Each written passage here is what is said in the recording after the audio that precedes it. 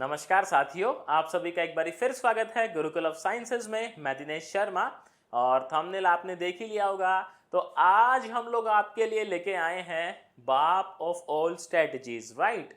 हम लोग आज डिस्कस करेंगे आपके साथ कि यदि आप 2024 में एग्जाम लिखते हैं मेंस का विद मैथ्स ऑप्शनल, तो अभी आपकी क्या स्ट्रेटजी रहनी चाहिए। मतलब आप देखें, इसमें मैं ये मान के चला हूँ कि आपका सिलेबस एक बारी कंप्लीट हो गया होगा या ऑलमोस्ट कंप्लीट हो चुका होगा, राइट।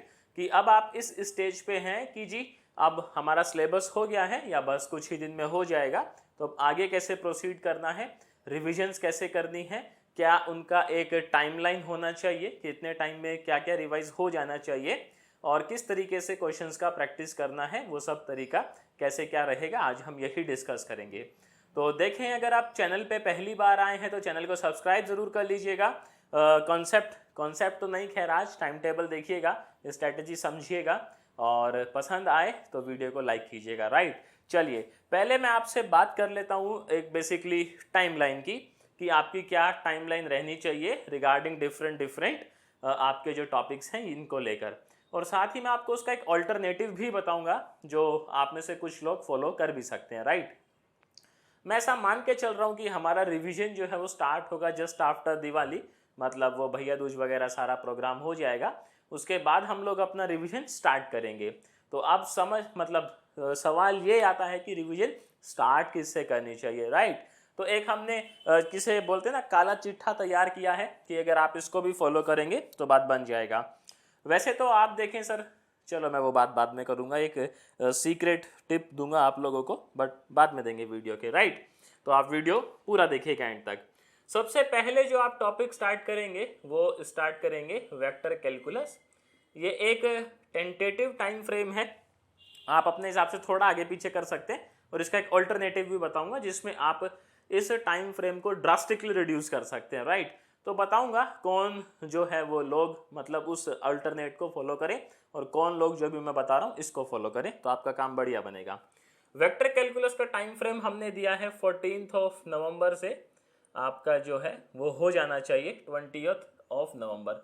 हालांकि बहुत ज़्यादा दिन दिए हैं, उसका रीज़न ये है कि सर अभी अभी आप दिवाली में जो है वो मतलब क्या बोलते हैं उसको, मशरूफ़ हो रहे होगे, राइट मना रहे होगे दिवाली अच्छे से, तो थोड़ा टाइम लगता है चीज़ों को। बैक टू जो है वो आप वर्क पे जाएंगे तो टाइम लगेगा, राइट। सेकंड हमने फिर दिया है टॉपिक आपका दैट इज़ कॉम्प्लेक्स एनालिसिस। तो कॉम्प्लेक्स एनालिसिस का जो अच्छा है, वेक्टर एनालिसिस, ये वेक्टर कैलकुलस लिखा हुआ है क्योंकि मेजॉरिटी ऑफ द टाइम हम लोग कैलकुलस से ही डील करते हैं इसके अंदर। ये आपका होना चाहिए 21 नवंबर से। इसको भी थोड़ा ज़्यादा टाइम फ्रेम दिया है क्योंकि बहुत से लोगों के लिए कॉम्प्लेक्स एक प्रॉब्लम वाला टॉपिक रहता है, तो कोई बात नहीं, थोड़ा टाइम ज़्यादा लग जाए बट रिवाइज अच्छे से होना चाहिए। Then we have calculus. अब कैलकुलस का जो टाइम फ्रेम है वो है 28 नवंबर से आपका 50 दिसंबर, लगभग आप देखेंगे तो 17-18 दिन के आसपास इसको चले गए हैं। देन आप जो है 4 नंबर पे देखेंगे रियल को, बेसिकली रियल एनालिसिस। इसको हमने टाइम फ्रेम दिया है 16 दिसंबर से आपका 26 दिसंबर, राइट। 10 दिन में हो जाएगा क्योंकि रियल में आप समझ रहे हैं एक बारी कैलकुलस कर लेंगे तो ज़्यादा टॉपिक बचते नहीं हैं, राइट, जो आपके एग्ज़ाम पॉइंट ऑफ व्यू से इम्पॉर्टेंट हैं। रियल के बाद हम लोग ODE प्लस PDE देखेंगे रिवीजन में। इसका जो टाइम फ्रेम है वो है 27 दिसंबर से 10 जैन। तो इसमें भी आप देखेंगे लगभग 13-14 दिन के आसपास आपको टाइम मिल गया है दोनों को रिवाइज करने में, क्योंकि दोनों आसान सब्जेक्ट हैं, प्योरली न्यूमेरिकल हैं। देन आप लोगों के फेवरेट स्टैटिक्स एंड डायनामिक्स, इनका जो टाइम फ्रेम है वो है आपका 10 दिन का, 11 जैन से 21 जैन। 5 दिन में स्टैटिक्स, 5 दिन में डायनामिक्स कर सकते हैं आप इजीली, कोई दिक्कत नहीं है।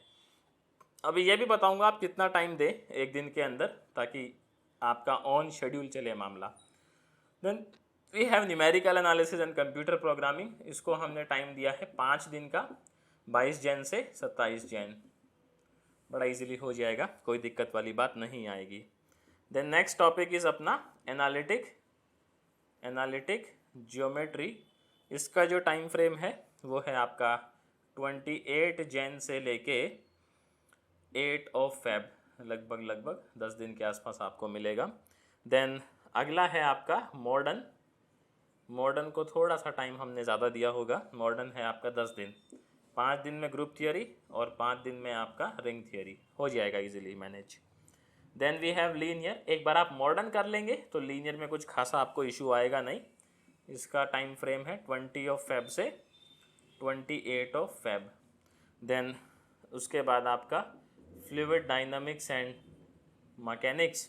इसका टाइम फ्रेम है आपका 29 फेब से लेके 5 ऑफ मार्च। और लास्ट आपका जो है वो LPP है, इसका टाइम फ्रेम है 6 मार्च से 10 मार्च, 6 मार्च से 10 मार्च, राइट। ये आपका एक टेंटेटिव टाइम फ्रेम है, बट ऐसा नहीं आप स्ट्रिक्टली इसको ही फॉलो करें, इसमें आप थोड़ा सा ऊपर नीचे जा सकते हैं। अब आप इसमें अगर देखेंगे तो सर इस टाइम फ्रेम के अंदर मतलब जो ये टाइमलाइन हमने दी है टेंटेटिव काइंड ऑफ, इसमें आपका टाइम बहुत ज़्यादा लग रहा है, राइट। तो ये वो लोग फॉलो कर सकते हैं। अब मैं बताता हूँ ये किन लोगों के लिए बेस्ट सूटेबल रहेगा। ये वो लोग फॉलो कर सकते हैं जो सेल्फ प्रिपरेशन कर रहे हैं और अभी GS पे उनको टाइम ज़्यादा देना है, राइट। आपको लाइक GS को ज़्यादा प्रिपेयर करना है। अभी ऑप्शनल आपने पहले कर लिया, बट अभी GS करेंगे तो GS को टाइम चाहिएगा, फिर प्रीलिम्स के लिए भी टाइम चाहिएगा। तो उस हिसाब से आपका ये टाइमलाइन हम लोगों ने बनाया है। ऑन एन एवरेज आप एक दिन में कितना टाइम देंगे मैथमेटिक्स को, तो आप देंगे सर 3 आवर्स, 3 आवर्स देंगे, इनफ है, कोई दिक्कत नहीं है, चीज़ें इजीली मैनेज हो जाएंगी। अब इसी का ना मैं आपको एक ऑल्टरनेट बताता हूँ। ऑल्टरनेट किन लोगों के लिए, जिनका GS भी तैयार हो गया है, मैथ्स भी तैयार, मतलब रिवाइज एक बारी आपका कोर्स कंप्लीट हो गया है और अब आप GS को लेकर इतना वो नहीं है कि उसको उतना टाइम देना ही पड़ेगा, क्योंकि हो गया है अब, ठीक है, आराम से मैनेज हो जाएगा, थोड़ा कम टाइम भी देंगे तो। वैसे लोगों के लिए क्या सीन है कि आप मैथ्स को डेली देंगे लगभग 4 to 5 आवर, थोड़ा सा 1-2 घंटा बढ़ा देंगे। इसको स्प्लिट करेंगे सर 2 टाइम्स के अंदर।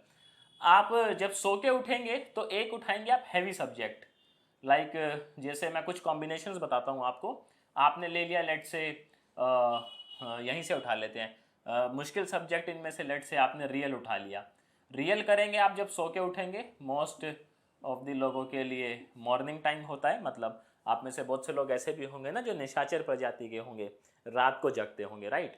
तो वो जब सो के उठते हैं, जितने भी टाइम उठ रहे हैं आप, रियल मतलब एक हैवी सब्जेक्ट जो ऐसा है, और एक इसके साथ में लाइट सब्जेक्ट। लाइट जैसे इसके साथ में आप किसका कॉम्बिनेशन बना सकते हैं, आप वेक्टर या कॉम्प्लेक्स का कॉम्बिनेशन बना सकते हैं। लेट से कॉम्प्लेक्स थोड़ा लाइट सब्जेक्ट है ये पढ़ेंगे आप कब सर, इवनिंग में सोने से पहले। अब इनमें आप कैसे करेंगे ब्रेकअप टाइम का, मान लेते हैं आप 4 घंटे पढ़ते हैं डेली, 5 हटा दीजिए, 4 डेली आप पढ़ रहे हैं, तो आप 2.5 घंटे देंगे आपके टफ सब्जेक्ट को और रात में आप 1.5 घंटा देंगे आपके इजी सब्जेक्ट को। तो आप में से जो लोग मतलब GS जिनके लिए इतना आप कंसर्न नहीं रहा है, बस रिवीजन करना है, वो लोग इस चीज़ को फॉलो कर सकते हैं। इससे क्या है, आपका जो टाइम है ये रिड्यूस होके हाफ हो जाएगा, सीधा का सीधा। आप फॉलो कीजिएगा और उसके बाद आपको रिजल्ट ना मिले तो मुझे बताइएगा, राइट। ये हमारा ट्राइड एंड टेस्टेड तरीका है कि आप एक टफ सब्जेक्ट उठाइए, उसके साथ में एक ईजी सब्जेक्ट उठाइए, इसको टाइम लगभग 3/4 दीजिए, उसको 1/4 के आसपास टाइम दीजिए, और आपका बहुत जो रिवीजन का टाइम है वो ड्रास्टिकली रिड्यूस हो जाता है बड़ा इजीली। अब सवाल ये आता है कि इनमें करना क्या है, रिवाइज करना कैसे ना सर, ये भी सवाल है कि चीज़ों को रिवाइज कैसे करें। तो इसको भी हम लोग समझते हैं, ऐसे नहीं कुछ भी उठा के पढ़े जा रहे हैं, स्टैंडर्ड बुक्स पढ़े जा रहे हैं उठा के, ऐसा नहीं करना है। और यदि आप ये चाहते हैं कि सर पेपर में अटैम्प्ट कैसे करना है, मतलब क्या स्ट्रैटेजी होना चाहिए, तो आप कमेंट सेक्शन में बताइएगा, कमेंट करके, कमेंट आएंगे तो फिर उस पर भी एक वीडियो आपके लोगों के लिए बना ही देंगे, राइट। तो अब आप बात है कि आपने जो है वो काम कैसे अंजाम देना है, चीज़ों को क्वेश्चन करने हैं, क्या करना है, किस पे ज़्यादा फोकस करना है, और रिवीजन कहाँ से करें, कौन सी स्टैंडर्ड बुक्स करनी है अभी, कौन सी नहीं करनी है, या क्या किस तरीके से करें, बेसिकली मसला ये है। आप देखें जैसे अब मैं कुछ आप लोगों को चीज़ें बताता हूँ, vector, numerical, complex numerical, calculus numerical, numerical plus theory, ये ODPD numerical, statics and dynamics numerical, numerical analysis again numerical, analytic geometry numerical, modern numerical plus theory, linear numerical plus theory, fluid and dynamics मतलब fluid dynamics and mechanics numerical, LPP numerical. अब ये इनमें तो purely numerical हैं, calculus ये real में दोनों part हैं, मॉडर्न में भी दोनों पार्ट है, लीनियर में भी दोनों पार्ट है। इनमें कैसे टैकल करेंगे? फिलहाल जो ट्रेंड चल रहा है, आपको थ्योरी पे फोकस करना है कम, न्यूमेरिकल पार्ट पे फोकस करना है ज़्यादा। थ्योरी में आपने मेन जो थ्योरम्स हैं उनकी डेरिवेशंस को रिवाइज करना है, और उन थ्योरम्स के ऊपर जो न्यूमेरिकल फ्रेम होते हैं उनकी प्रैक्टिस ज़्यादा करनी है। आप 2-3 साल के पेपर उठा के देखें तो आपको यही ट्रेंड जो है वो नज़र आएगा इन सब्जेक्ट्स के अंदर। किस किस के अंदर? आपका लीनियर, मॉडर्न और आपका रियल, राइट। अब क्वेश्चन कहाँ से करें? सवाल ये है, ये तो बात समझ में आ गई कि थ्योरी पे कम फोकस करना है, प्रॉब्लम सॉल्विंग स्किल पे ज़्यादा फोकस करना है, यानी कि न्यूमेरिकल पे आप ज़्यादा फोकस करेंगे। बट सवाल है क्वेश्चन करें कहाँ से? तो सबसे पहले अगर आपने कोई कोचिंग ज्वाइन करी है तो आपके क्लास नोट्स होने चाहिए, नहीं ज्वाइन करी तो कोई बात नहीं, आपने भी अपने नोट्स बनाए होंगे, आपने वो रिवाइज करना है। दूसरी चीज़ आपने जो करना है वो हम लोग अपने प्रोग्राम में चलाते हैं, that is no mercy program आप लोगों ने करना है। नो मर्सी प्रोग्राम में क्या होता है, मतलब अभी 2024 के लिए चालू है, हम लोग डेली 5 क्वेश्चन भेजते हैं बच्चों को, और डेली 5 क्वेश्चन को करने के लिए देते हैं अलग से आंसर राइटिंग, या आप इनको सॉल्व करके भेजिए। उससे क्या है, जो इंपॉर्टेंट क्वेश्चन है सारी उनकी प्रैक्टिस हो जाती है।